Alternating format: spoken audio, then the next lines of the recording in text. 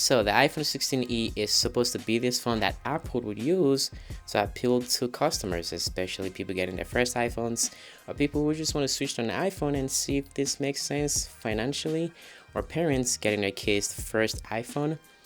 But this phone is not what you'd expect, especially compared to the previous iPhones that had E in their names, the SEs.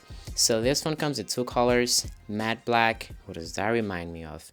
And matte white, and Apple maintained some of the basic features from the iPhone 16 lineups.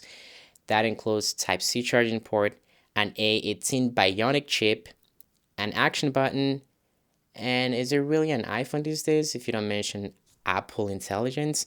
And that's about all the features that Apple maintained from the iPhone 16 lineups. This one has wireless charging, but no MagSafe.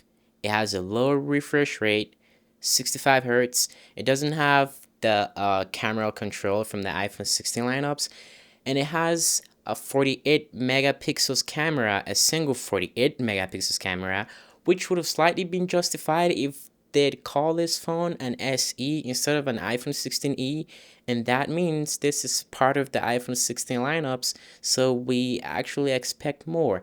And it has one less graphic processing units core than an iPhone 14 Pro, a phone from 3 years ago.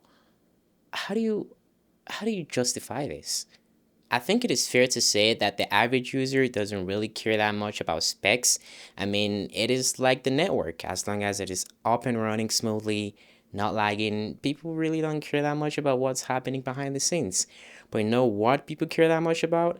The price. So this is a $600 phone with 128 gig of storage, and now if you want to increase that storage, it can go close to $1,000, which is ludicrous in 2025.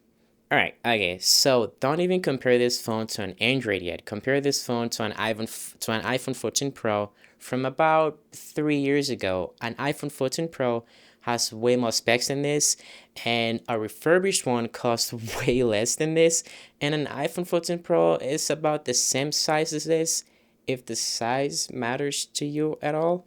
Now, would I get this phone? Would I get this iPhone 16e over an iPhone 14 Pro?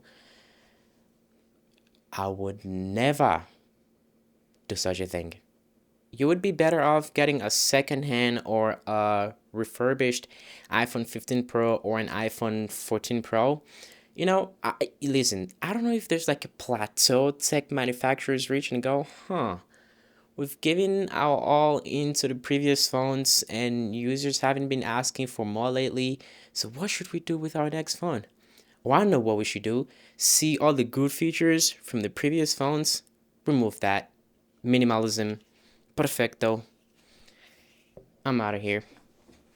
It's like what I've actually said, and I'll keep saying this as long as this holds true. Buy a thing or a tech or a gadget because one, it's affordable. Two, it's reliable. And three, you're comfortable with it. Now, this phone, is it actually reliable? Yes, it is, but does it really, is it really worth the price? Not so much as an iPhone 14 Pro or an iPhone 15 Pro does, so you'd be better off with those. Thanks for watching this video. See you guys in the next one. Cheerio. Stay cool.